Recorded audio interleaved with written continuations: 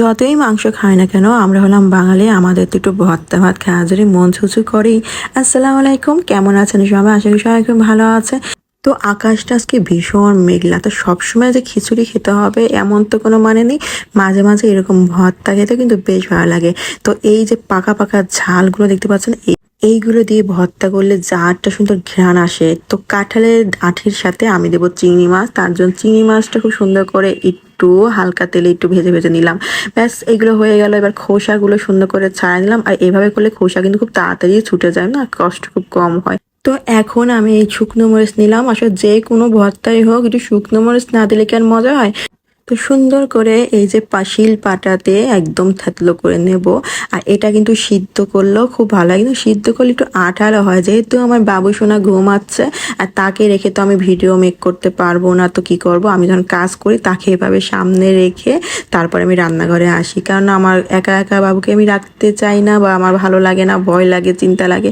আচ্ছা এটা নড়ানড়ি করে কিনা সেটা কাজের ফাঁকে আমার দেখা হয়ে যায়। তো ওই যে এখন চিংড়ি মাছটা এখানে দিয়ে দিলাম, আর সাথে ঝালগুলো খুব সুন্দরভাবে একদম কি সাথে একদম পাটায় বাটা, মানে কি বলবো, এত মজার ভর্তা। আমি জানি যারাই দেখবে তাদের জিভরা একদম পানি চলে আসবে।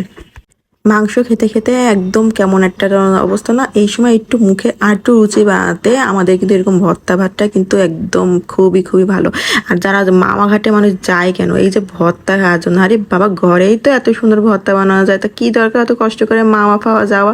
আর আমরা তো একটু ভর্তা ভাত হলে আমাদের আর কিচ্ছু লাগে না। তো এই যে হয়ে গেল, এখন দেবো একদম ঢেলে দিলে সরিষার তেল। আর সরিষার তেল ছাড়া তো ভর্তার মজাই নেই। ধনেপাতা দিয়ে ব্যাস খুব সুন্দর করে একদম মাখায় নেবো। একদম মানে এত সুন্দর করে মাখামাখি করে তারপর এটা গরম গরম ভাতের সাথে খেতে উফ কি যে মজা।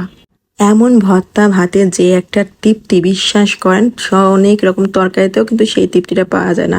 তো ভর্তা পাটায় মাখা আর তার সাথে ভাত না মাখায় খাওয়া যায়, তার কি আর হলো? সবসময় তো মাই খাওয়ায়, মানে যখনই ভর্তা করতো এরকম পাটায় মাখায় যে একটা ভাতের নালা করে যে খাওয়াতো না, ব্যাস এক নালাতেই যেন মনে হয় যেন পেটটা পুল ভরে গেছে। সে মায়ের হাতে তো থাকেই নিয়ামত, তাই না? তো এইভাবে আমরা খাচ্ছিলাম একদম মায়ের গল্প গল্প করতে করতে। তো একটু কাঁকরোল ভাজি করে নিলাম, কেন একটু কেমন শুধু শুধু না ভর্তা, তার সাথে একটু বেগুন ভাজা একটু কাঁকরোল ভাজা হয় তো আর একটু জমে যাবে। তো ব্যাস হয়ে গেল আমাদের সব খাবার রেডি। এখন আমরা একটু ডেকোরেশন করব।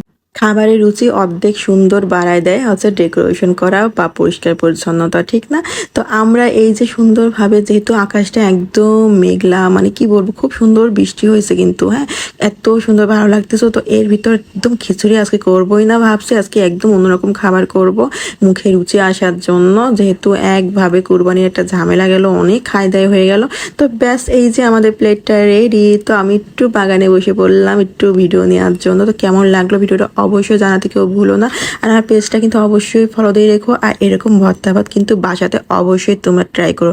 কাঁঠালের আঠির ভর্তা ভীষণ মজা, অবশ্যই গরম ভাতের সাথে তোমরা অবশ্যই ট্রাই করো।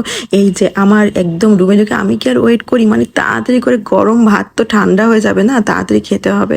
তো এই যে আমি খাওয়া শুরু করে দিয়েছি, কেমন হলো অবশ্যই জানো। সবাই ভালো থেকো, আল্লাহ হাফেজ।